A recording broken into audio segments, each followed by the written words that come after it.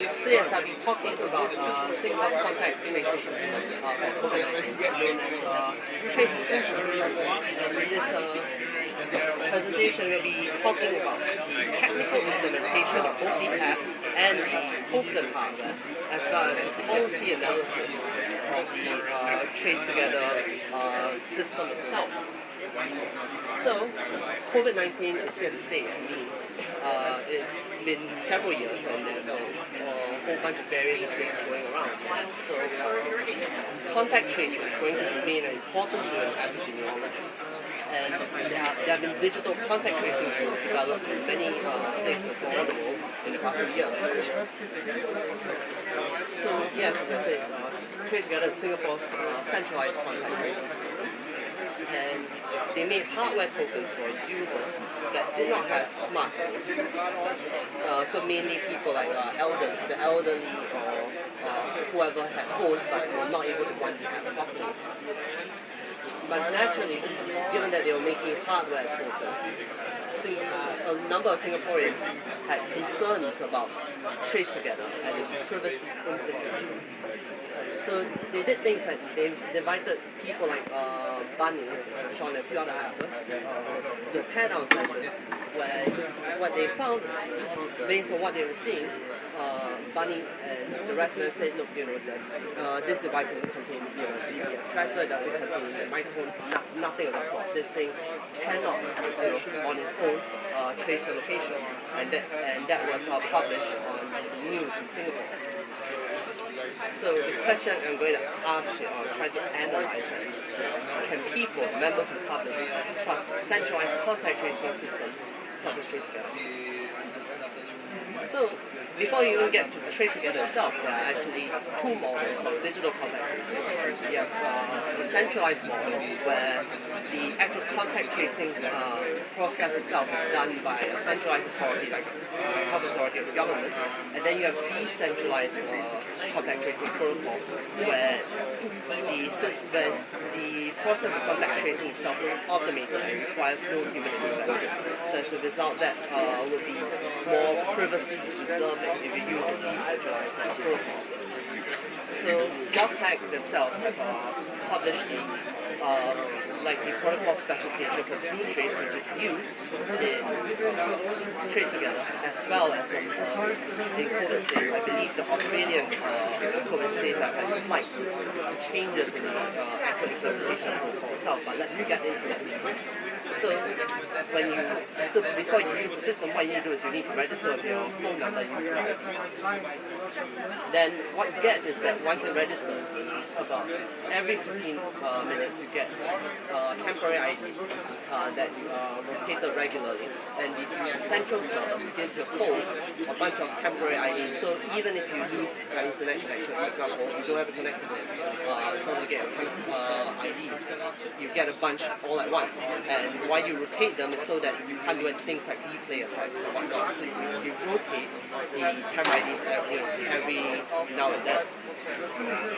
So the temp ID format, so you start with user ID, you have your start and expiration time for your temp ID, and then the final 32 bits are initialization vector and this is the handshake between two devices like phone, for example, the central and the peripheral, and this is what is exchanged. The device exchanges the temporary ID, the device to get distance estimates, because the way it works is that in order to get a sense of how far you have been to another person, they use the RSSI as received by Bluetooth radio itself, so they need to know the device and that sort of thing. They have the organization code, which in this case is the Singapore's Ministry of Health, and this is the version of insurance protocol. So now we get into another protocol, which is used. Can you give an example of other organization codes that would be used? As far as I know, I'm only aware of was at the Ministry of Health TraceTogether system. COVID safe may use their own organization, but I am not checking specific implementation. So for exposure notification, this is what is used in many apps all around the world, and especially in Europe. For example, the Dutch contact tracing app uses exposure notification. This is the payload format itself. And yeah, so you get a unique ID. You have a rolling proximity identifier that also tells you like how close you are to other devices and whatnot. You have it sets the transfer power level, that sort of thing. But what's important here is that what's the difference is that the whole process for contact tracing is decentralized, so you do not need a central authority to do this. So if you get infected with COVID-19, you show up to a doctor, and they test you positive for COVID-19. What they then say is, hey, if you consent, take the one-time code that we provide you, you will upload all your contact tracing data to a centralized server, and every let's say several hours, everybody's contact this central server and say, look, if they'll upload, they'll look at the contact tracing information that's uploaded to the server, and what the app does is this: if it sees any contact tracing data from somebody who's infected, the app will show a notification saying that you have been infected with COVID-19 and you need quarantine. So in this case, there's no intervention from the central authority itself. So before this whole talk, I've actually done things like reverse engineer app itself. So you can see Bluetooth SSID for both the phone implementation as well as the Bluetooth Lite, which is the Blue Trace Lite, which is the actual protocol used in the hardware token itself. And you can see as promised, what TraceTogether's developers say is that they're not going to upload any of the logs that's on the phone until you test positive for COVID, and then they'll upload again upload. But until then, as long as you are not infected, the log is the contact tracing data from the merge, and you can see that it's 14 in this case, basically this file. And looking at some of the code itself, you can see what the log table contains instruction. So you get a sense of what this app is storing data. Well, and this is how it handles, this is code that handles temporary ID. It connects to the server, in this case like a Ministry of Health server. Whoever runs this certificate is temporary ID. They can use it.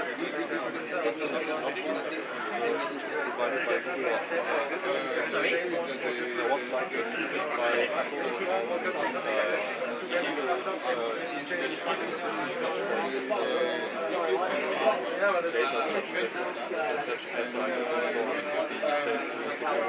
that is exposure notification, which I kind of briefly went through the So yeah, but in TraceTogether's implementation, the central server generates this temp ID, and then your device receives it, and each of the temp IDs is tied to you as a person. So when they do the contact tracing, they know that this data comes from this person, and then they can trace any other person who has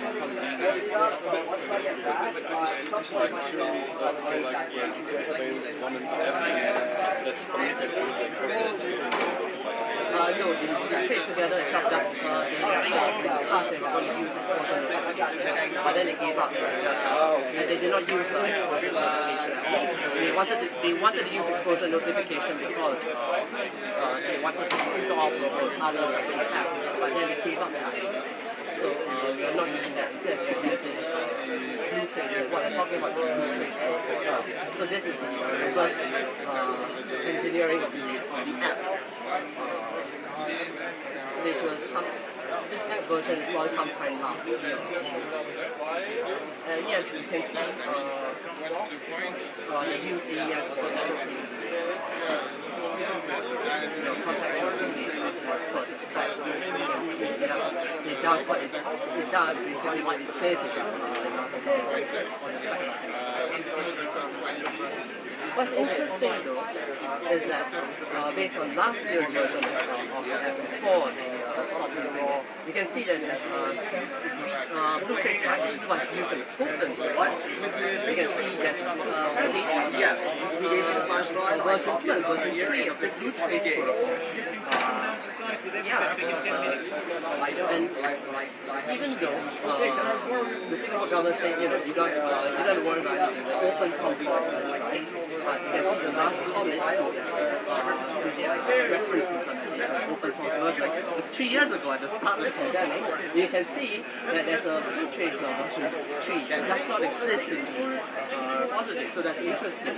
And so yeah, blue version 3 does that, and that's the last comment 3 years ago. So yeah, I mean I'm still looking at what the differences are in the protocol between version 2 and version 3 is. So yeah.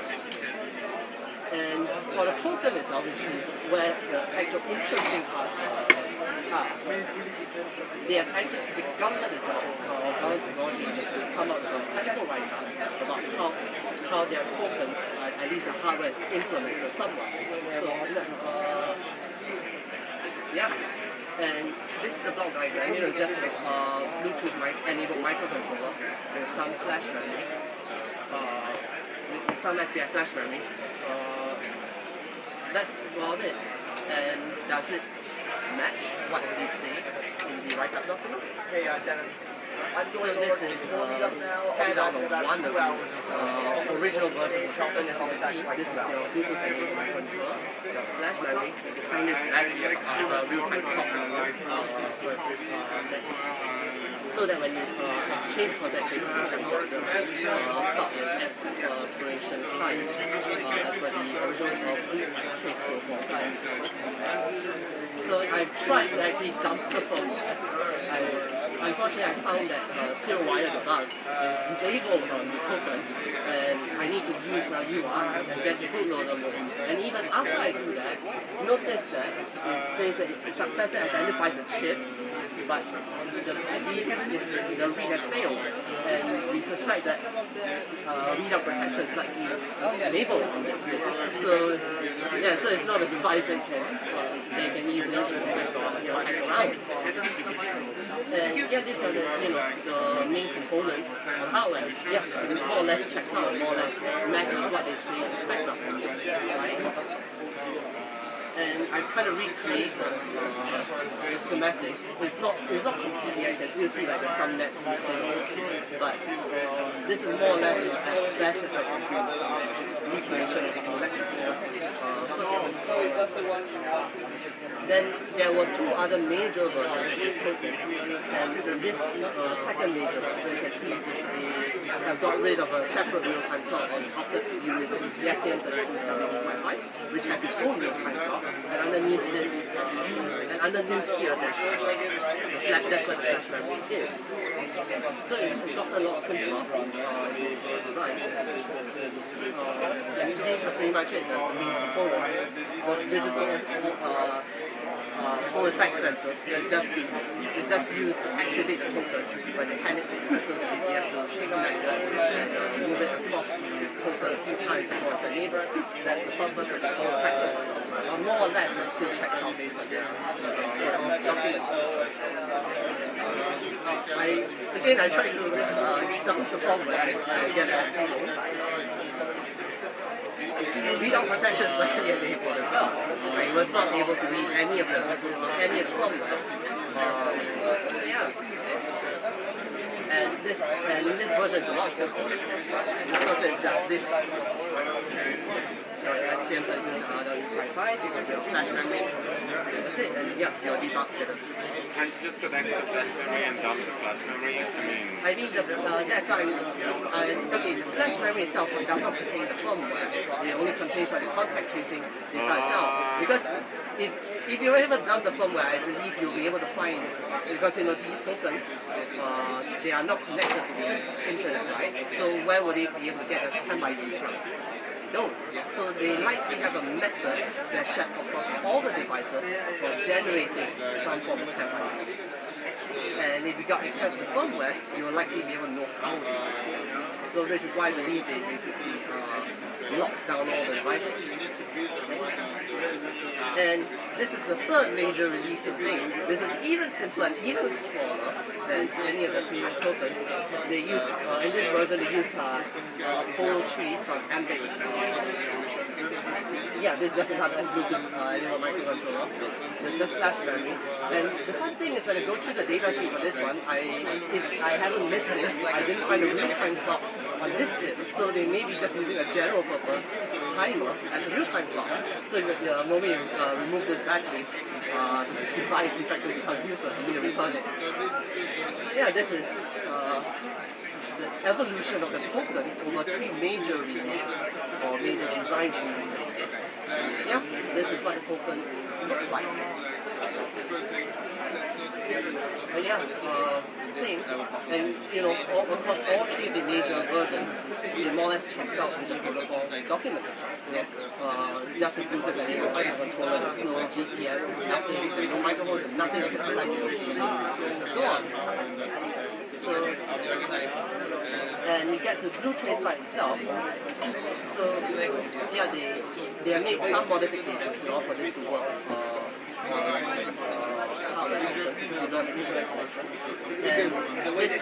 And this is the part itself that is used to identify a token. This part company encoded UID and stuff. And MAC is the message authentication tool that's used to authenticate packets and sent from between tokens. And yeah, they have document where they give you the company ID, protection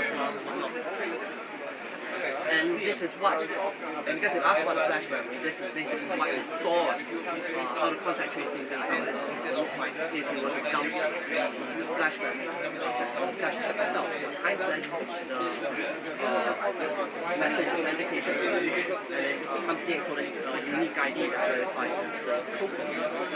And the RSSI, a few other things like what protocol, yeah, and apparently this, the records from the can be extracted for low energy changes. Apparently it can, but there's no open source implementation of the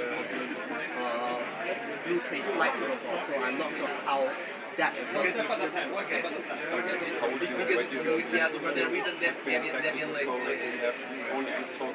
So when you go to the doctor, the idea is that they will be able to, the authorities will be able to take a token and they should, using Bluetooth, they should be able to read out the data from the token itself. That at least that's what they say they do. But again, I know the Blue Trace Lite protocols are not all open, so we have no idea how.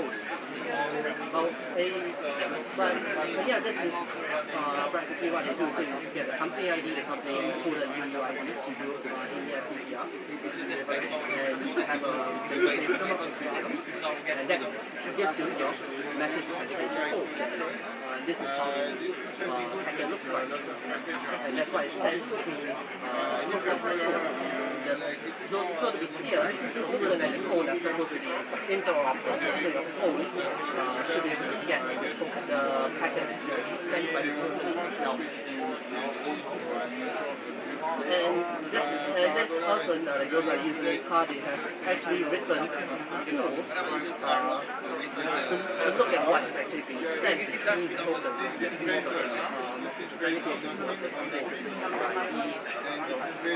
that sort of thing.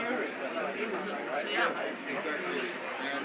So, I've gone through the, reverse engineering of the app itself and the token. So, everything looks fine and well.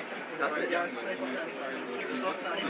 So, in late 2020, they started coming up with something called the Safe Entry Gateway, which combines TraceTogether system with a previous system known as Safe Entry. So with Safe Entry, in order for you to enter a mall or office or anywhere, you need to take a national ID card and scan the barcode at entrance. Now what they have done is they've come up with a gateway. And you need to use the Safe Entry Gateway. So you take the token and phone and tap the gateway to enter places. And that becomes new safe entry method.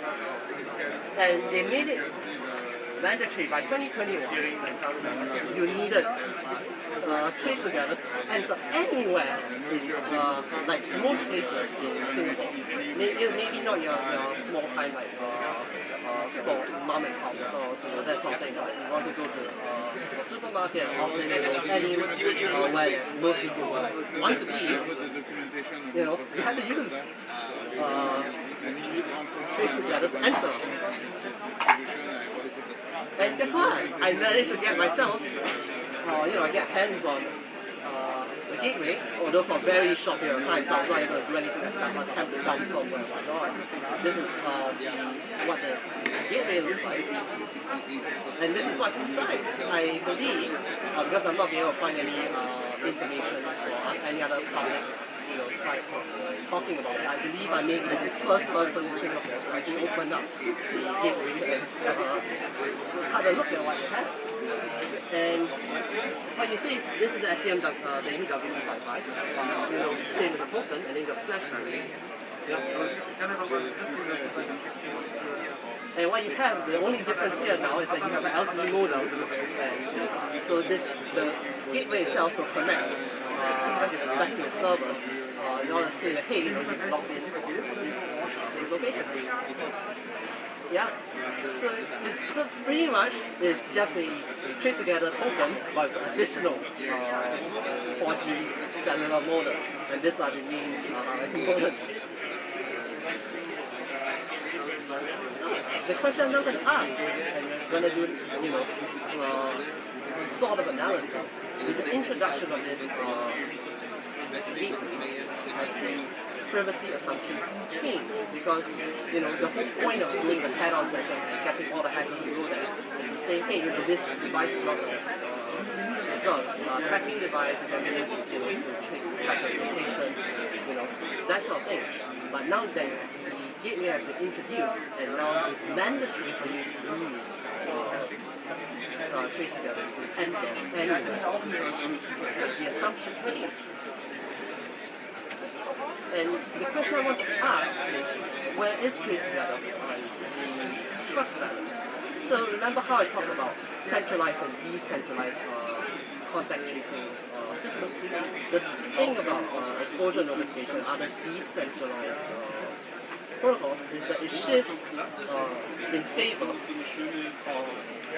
the public, where you have higher individual privacy, but you then need higher social trust. So what I mean when I say that, I mean that if you receive a notification from the app and it says that, hey, you're sick, you got COVID-19, you may be, or you may be exposed somewhere with COVID-19. So do you trust the people to be socially responsible enough to quarantine themselves and not go anywhere, make sure that they do not pass the virus to anyone else? Or do you push the trust balance in the other direction and say, no, we do not trust anyone at all.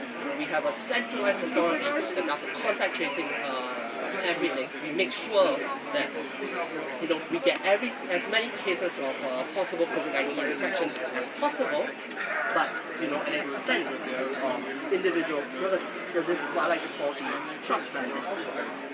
And where is TraceTogether is trust balance? And they do talk about this in the Blue Trace Protocol spec document. And if you look at what they're actually saying, what they're effectively saying here is that we do not trust the people to not abuse the system or or to use it in ways that's not that the creators do not expect. So we are going to make it a centralized contact tracing system.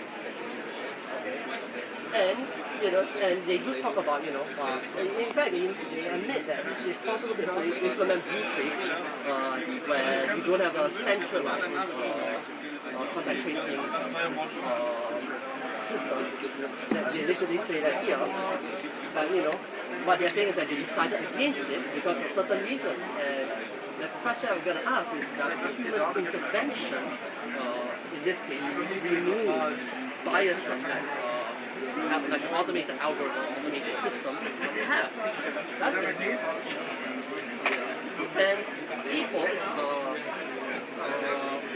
have actually done policy analysis of the TraceTogether system itself. And yeah, what you have then is they have flagged, look, besides identifying where infected persons were visited, there is also the data itself could be collected for analytics purposes. And mind you, the thing about safe entry is that it collects your actual location data. So every single time you enter an office, or shopping mall, that's location data for you. People know that you showed up at this location at this point of time. So I know the TraceTogether app also requires you to have your GPS.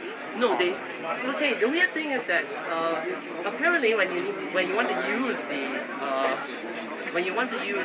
app, they tell you to enable location services. But it is not. But I'm not sure that they actually use the GPS itself, because the way the gateway works is that there was a label earlier. There was a label earlier where I had a lot of things censored, but you notice the venue here. So every single gateway is basically fixed to a specific entrance of some office or some or some venue itself. So I don't think they're using GPS in this specific case, but the fact that you have a gateway that's tied to a specific location means that you already have a location data point. And then the question that policy analysts are asking is, are the safe entry systems and TraceTogether systems, when they used to be separate and they used to collect different kinds of data, your location data and your contact tracing data in TraceTogether space. But now they combine these two systems. Can the data be linked and now be used, for further purposes? If it's possible to link, the two databases together, then, as it says, the assurance that TraceTogether does not store location data is moot. And people are also concerned that, look, if you introduce these kinds of systems, what you're effectively doing is that it's normalizing the use of more privacy invasive systems, for things like contact tracing and whatever have you. And they ask the question: does this become the new expectation, a new normal of what, or what kinds of information that entities like governments are allowed to have of us? And they also comment that the fact that Singapore had for quite a while a very low number of COVID cases compared to the rest of the world and region. It doesn't necessarily mean that TraceTogether system itself, they all work. So you got to ask some questions. Even if let's say you use manual contact tracing methods, because digital contact tracing methods are not supposed to replace that, right? You're supposed to supplement that. It's supposed to be another tool in your arsenal for contact tracing, right? So if you do manual contact tracing, what's the difference? Is it less effective than using a digital contact tracing system and a centralized contact tracing system like safe entry? But and guess what? In 2021, it was revealed that in May 2020, TraceTogether data was used for police investigation. And they said that no, there's no intention to use the TraceTogether app or the token as a means of picking up breaches of existing rules. But guess what? The data literally got used for police investigation.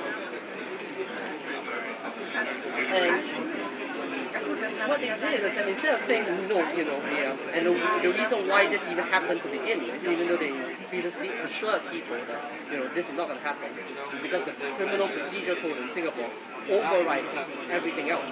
So that means it overrides the privacy terms and conditions of safe entry or TraceTogether systems. The criminal procedure code basically overrides everything, which is why we have this situation to begin with. And our ministers effectively say that, oh, this is an oversight, this is a mistake. We didn't realize, or we forgot that the CPC will allow for that. But so instead of saying, hey, we're going to stop this, we're going to stem this, they passed a bill to effectively enshrine the use of TraceTogether in a few specific, serious crimes. So now, this is where I get the policy analysis. Because, on one hand, building most of us here, we like tech, and we build tech, and we think that tech can change the world and do a lot of good things, right? But, when we think about how to use tech in any system, we need to think about, how that tech can be used or even abused. And this is where we start asking a whole bunch of policy questions, like, why is the possibility of people, as in the users, being able to abuse the contact tracing system? Factor using a centralized model for contact tracing or a decentralized model. Exposure notification, DP3T, they are decentralized contact tracing systems. So, and they don't have that problem because, when you go to your doctor, they still have to give you a code anyway for you to upload to your contact tracing. So, why was this a problem to begin with? Why effectively a top-down governance approach where it's saying, nope, the government knows better and we're going to implement it centrally. And as I mentioned earlier, the white paper says it's possible to implement the blue trace protocol to be automated and therefore decentralized in terms of contact tracing. But they dismiss identity bias. So who writes the algorithms to begin with? And even if you get humans or people do manual, or to sift through the data and do contact tracing, don't the biases of the organization itself, its policy decisions, affect how people work and do the process of contact tracing? And yes, I said, gateways. The gateways are linked to very specific locations, so companies use to track a person's movements and invalidating what the hackers originally said about the TraceTogether token. Yes, so I just talked about the criminal procedure code, and ask why pass a bill that makes it legal for the police to use contact tracing data for specific kinds of crimes, and just outright saying no, we are going to stop this or not allowing this at all. And are there proper counters to prevent departments from intentionally or otherwise sharing data information with other agencies that may not necessarily need that data? And are there any users of this data that's not just for contact tracing purposes, like commercial purposes, for example? Are there safeguards to prevent commercial use of contact tracing data? And finally, because hackers, so when they came out of the token, they basically said that anybody can modify the token, could be breaking the law. They say that, hey, under the Computer Misuse Act, you can be jailed for up to 2 years, you can be fined, that sort of thing. Why is taking a look at the token and understanding how the token works or how the app itself works? Why is that? So yes, feel free to contact me on these locations, and I'll be uploading I'll be uploading the recreated schematics, the photographs, and all the hardware traces, all that data at this GitHub repository. So and on my own side, I'll be doing further write-ups of this reverse engineering. So yes, I may be presenting now, but this is not the end of it. I do wish to be able to dump the firmware of the token. So I mean doing things like voltage or clock glitching in the microcontrollers, that sort of thing, to extract the firmware. So I'll be doing further write-ups on my own side. So yeah, that's pretty much it. And these are references for that.